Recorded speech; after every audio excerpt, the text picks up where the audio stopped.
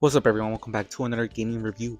So this is a mini series where I review free game copies from Keymeter, and today we are reviewing axecop. So let's go ahead and start it.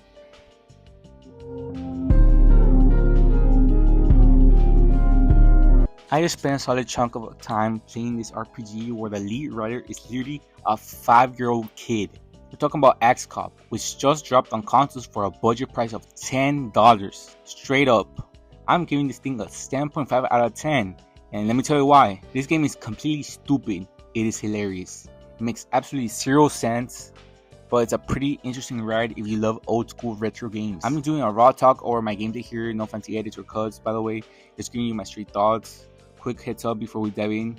Keymeter did send me a free review copy of these, but you already know how I roll. I'm gonna keep it 100% real about the pros and frustrating cons while you watch the gameplay in the background. So the entire soul of this game comes down to the fact that a 5-year-old wrote it.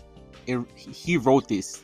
A 5-year-old wrote this. The narrative director is a kid named Malachi Nicole, who came up with the storylines when he was in kindergarten. Push Square actually did a write-up on this for the PlayStation launch, talking about how it brings the pure, unfiltered child brain logic straight to your console. If you ever talk to a little kid, you know exactly how they think.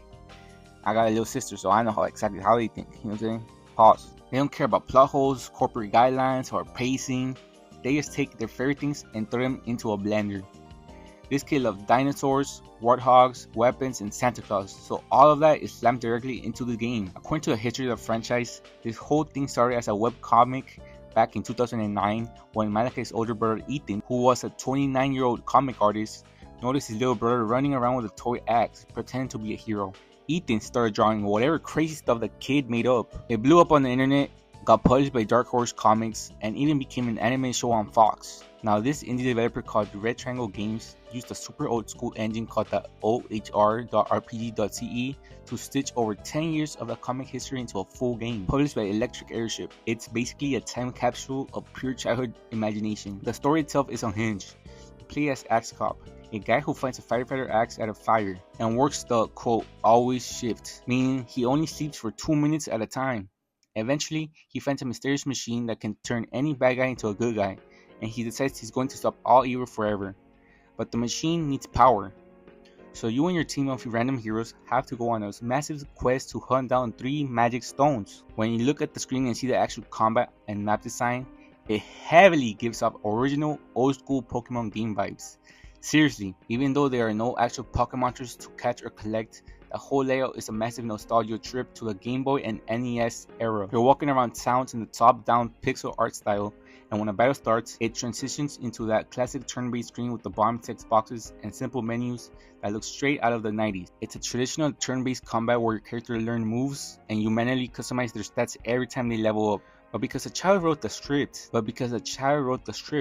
the actual content of those battles is pure brain rot. You aren't fighting normal fantasy monsters. You are taking on missions against dudes named Dr. Stinkyhead, Bad Santa Claus, and Dr. Doodoo. The locations are just as wild. One minute you're exploring a volcano that is completely full of dinosaurs. The next minute you're inside the literal stomach of a giant monster. And then suddenly you're just walking around London. There's even a huge crossover event when an evil villain named Dr. Cube tears apart space and time, bringing in the kaiju Big Battle Heroes, which is based on the real world, live version performance troupe from New York. It is pure chaos from start to finish, and it's generally funny because it's so unapologetically dumb. To make things even funnier, every character you recruit has a total different map ability to clear obstacles. Axecop chops through barriers, his partner Flute Cop interacts with magic statues, and a guy named Sakurang throws a remote-controlled sock boomerang to hit distant switches. The developers put pretty much every obscure character from the comic run in here, including fan favorites like Avocado Soldier, who literally just eats an avocado, mutates, and tells you, "I'm an avocado soldier now." And El Fuego, a wrestler who accidentally got turned into a literal potato. If you appreciate absurd humor, the dialogue alone is worth the price of admission.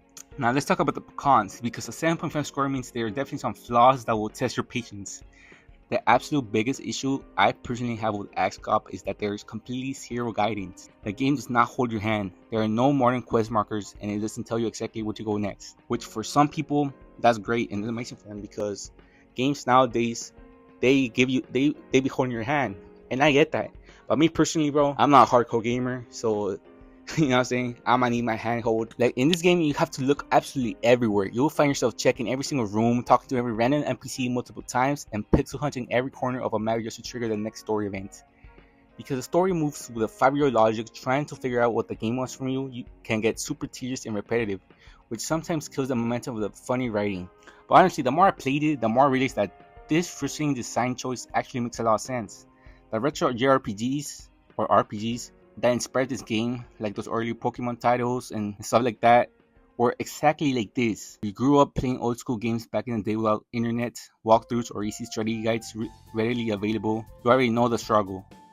You just had to wander around maps for hours clicking on everything until something finally worked. So while the lack of direction might feel like a massive chore to casual players today, like myself, it's highly authentic to that exact era of gaming. If you love that old school style, you'll get it. But if you hate being lost, it will definitely get on your nerves. Ultimately, for a $10 game available across the Switch, PlayStation, and Xbox, and on Steam, AxeCop is a really fun, stupidly charming, and nostalgic experience.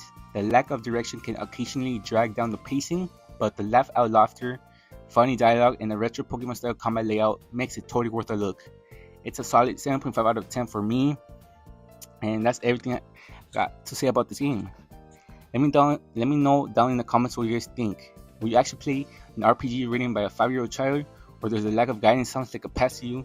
Drop a like, hit that subscribe button, and I will catch you all in the next video.